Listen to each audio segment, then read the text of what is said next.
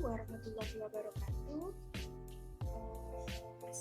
Perkenalkan, saya Sabrina Aulia, NIM 185201116, akan menjelaskan tugas UTS saya, teori akuntansi, pada mata kuliah teori akuntansi B.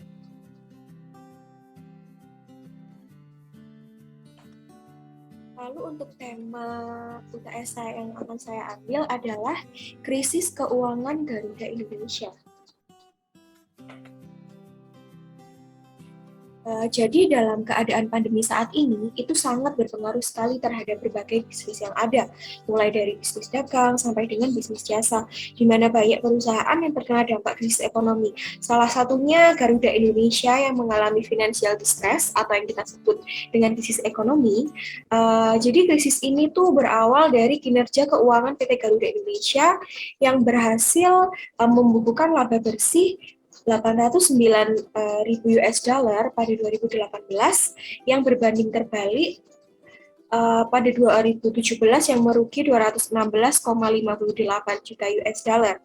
Menuai permasalahan di mana dua komisaris Garuda Indonesia ini menolak untuk menandatangani laporan keuangan 2018 dikarenakan pencatatan transaksi kerjasama penyediaan layanan konektivitas atau WiFi dalam penerbangan dalam pos pendapatan, di mana hal tersebut dilakukan dengan PT Mahata Aeroteknologi atau biasa disebut dengan Mahata, padahal belum adanya pembayaran yang masuk hingga akhir 2018. Oke, lalu untuk mengetahui lebih lanjut, saya akan sedikit menjelaskan terkait kronologi permasalahan yang terjadi pada Garuda Indonesia.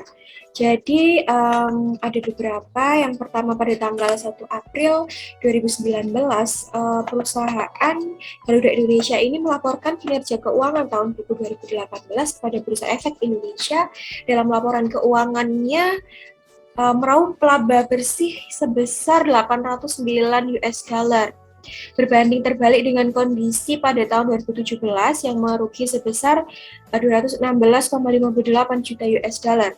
Jadi kinerja ini terbilang cukup mengejutkan karena pada kuartal 3 Garuda Indonesia itu masih merugi sebesar 114,08 juta US dollar. Lalu pada 24 April 2019 komisaris Garuda itu menyampaikan keberatannya melalui surat keberatan agar disampaikan pada RUPST, tapi atas keputusan pimpinan rapat permintaan itu tidak dikabulkan. Jadi hasil rapat pemegang saham pun menyetujui laporan keuangan tahun 2018, di mana laporan itu tidak berubah dengan dua catatan. Yang pertama adanya perbedaan pendapat, lalu yang selanjutnya dengan tanda ditindaklanjuti lagi. Lalu untuk Trans Airways berpendapat angka transaksi dengan Mahata sebesar 239,94 juta US dollar ini terlalu signifikan sehingga mempengaruhi neraca keuangan Garuda Indonesia. Jadi jika nominal dari kerjasama tersebut tidak dicantumkan sebagai pendapat, maka perusahaan sebenarnya masih merugi sebesar 244,96 juta US dollar. Jadi dua komisaris ini berpendapat bahwa dampak dari pengakuan pendapatan itu dapat menimbulkan kerancuan ya dan menyesatkan. Pasalnya keuangan dari Garuda Indonesia sendiri itu berubah yang awalnya merugi menjadi untung. Selain itu catatan juga membuat beban yang ditanggung oleh PT Garuda Indonesia ini semakin membengkak karena PPh dan PPN dikenakan lebih besar, padahal beban yang sebelumnya yang seharusnya belum menjadi kewajiban itu harus dibayarkan dan padahal kan kerjasama dengan PT Mahata ini belum masuk ke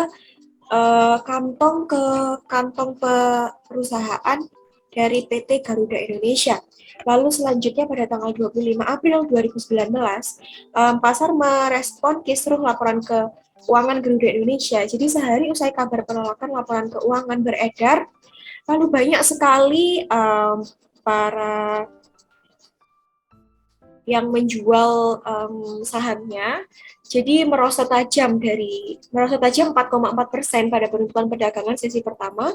Lalu harga saham juga anjlok ke level 478 rupiah, padahal sebelumnya 500 rupiah per saham. Jadi saham perserian ini terus melanjutkan perlamahan hingga penutupan perdagangan pada Selasa tanggal 30 ya, sebesar 466 rupiah. Setelah adanya laporan ini, pihak BEI menyatakan akan memanggil manajemen dari Garuda Indonesia terkait perbedaan opini antara komisaris dengan manajemen PT Garuda Indonesia. Lalu pada tanggal 26 April 2019, beredar surat sekretariatan bersama Serikat Karyawan Indonesia atau Sekarga ini melakukan rencana aksi mogok karyawan. Tapi Asosiasi Pilot Garuda atau APJ justru membantah akan melakukan aksi mogok kerja. Jadi Presiden APJ ini menegaskan bahwa karyawan belum mengambil sikap atas perseteruan dari laporan keuangan Garuda Indonesia. Untuk tanggal 30 April 2019, BEI bertemu dengan manajemen Garuda Indonesia dan auditor dari KAP yang mengoreksi laporan keuangan perusahaan. Lalu selanjutnya saya akan membahas secara detail permasalahan yang menyebabkan Garuda ini mengalami krisis. Jadi perjanjian pada penyediaan layanan konektivitas dalam penerbangan antara PT Mahata Aero Technology dan Garuda Indonesia Group pada 31 Oktober 2018 senilai 239,94 juta US dollar yang berlaku untuk 15 tahun ke depan sudah dibukukan di tahun pertama dan masuk ke dalam pendapatan lain-lain bekas pencatatan ini. Lalu kinerja keuangan itu mengalami keuntungan, padahal catatan transaksi kontrak dengan antara Mahata dengan Garuda Indonesia itu seharusnya tidak dapat diakui sebagai pendapatan pada tahun buku 2018 karena bertentangan dengan pedoman PSAK nomor 23 tentang pendapatan terutama paragraf 28 dan 29. Dalam PSAK nomor 23 dijelaskan bahwa pendapatan yang timbul dari penggunaan aktiva perusahaan oleh pihak lainnya yang menghasilkan bunga, royalti, dan dividen dapat diakui apabila besar kemungkinan pendapatan akan diperoleh perseroan. Selain itu, jumlah pendapatan juga dapat diukur dengan andal dan royalti harus diakui atas dasar akrual sesuai dengan substansi perjanjian yang relevan. Dalam lampiran PSAK 23 paragraf 20, dielaborasi dalam ilustrasi makna dari PSAK 23. Lalu paragraf 28 tersebut bahwa royalti yang akan diterima atau tidak diterima bergantung kepada kejadian suatu peristiwa masa depan.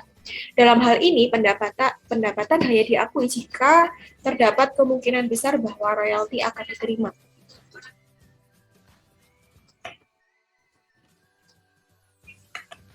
Jadi dapat disimpulkan bahwa pada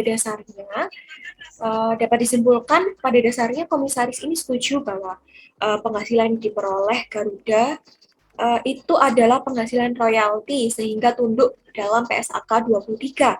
Nah, komisaris ini hanya keberatan pada saat pengakuan penghasilan, di mana PT Garuda yang seharusnya belum menerima uang itu sudah diakui penghasilan.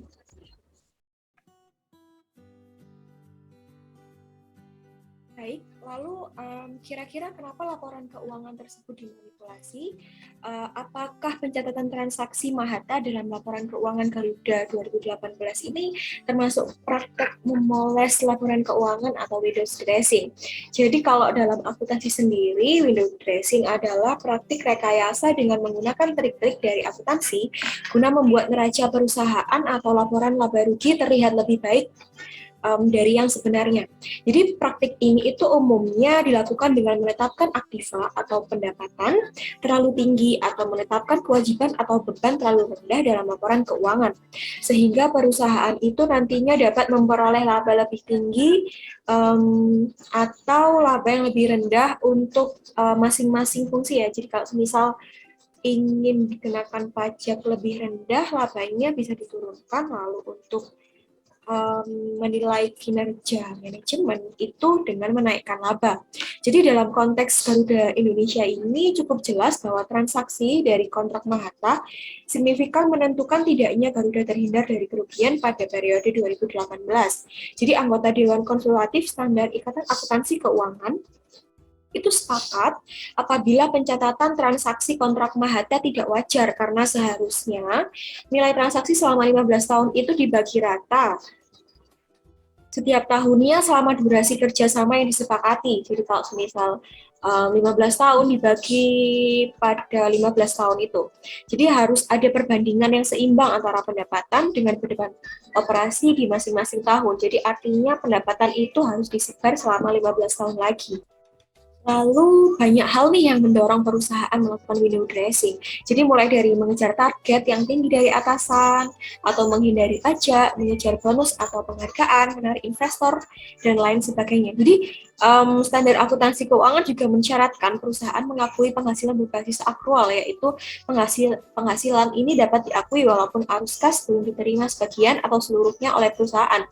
Jadi basis ini itu berbeda dengan basis kas yang mengakui penghasilan perusahaan hanya apabila arus kas sudah diterima oleh perusahaan. Dari perspektif ini, apa yang dilakukan manajemen mendapat legitimasi teoretik legal. Jadi hal ini tuh memberikan ruang bagi manajemen untuk melakukan praktik manajemen laba atau earnings management dengan cara mengakui penghasilan sekaligus dalam 1 tahun atau mengakui penghasilan secara tersebar dalam jangka waktu perjanjian. Keduanya ini dapat diambil demi mempengaruhi jumlah total laba atau rugi bersih yang akan diakui perusahaan dalam tahun. Tapi pada kasus Garuda ini, OJK sendiri itu berkomentar bahwa jadi OJK ini kan sebagai otoritas yang menjadi acuan dan wajib dihormati ya. Jadi telah memutuskan bahwa transaksi yang dilakukan oleh Garuda dan Mahata adalah perjanjian yang mengandung sewa. Dan hal ini tuh berbeda sama sekali dengan pendapat dari manajemen Garuda dan komisaris Garuda bahwa penghasilan tersebut adalah penghasilan royalti yang tunduk pada PSAK 23.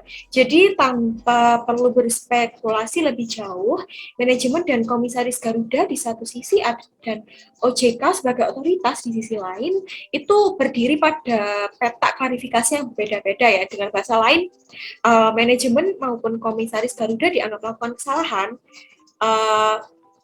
Lalu celakanya saat ini tuh publik digiring, jadi opininya itu seolah-olah manajemen dan komisaris Garuda itu berbeda pendapat, berbeda prinsip, lalu PT Garuda ini ditempatkan di pihak yang bersalah atau dihakimi oleh opini. Perihal pengakuan pendapatan sekaligus atau disebar ke tahun-tahun selama perjanjian, itu seharusnya biarlah menjadi pertanyaan terbuka yang siap diuji oleh para ahli akuntansi, praktisi, dan tentu saja publik. Oleh karena itu, dapat saya simpulkan apabila penyebab financial distress atau krisis ekonomi yang dialami oleh PT Garuda Indonesia ini secara umum ada 4.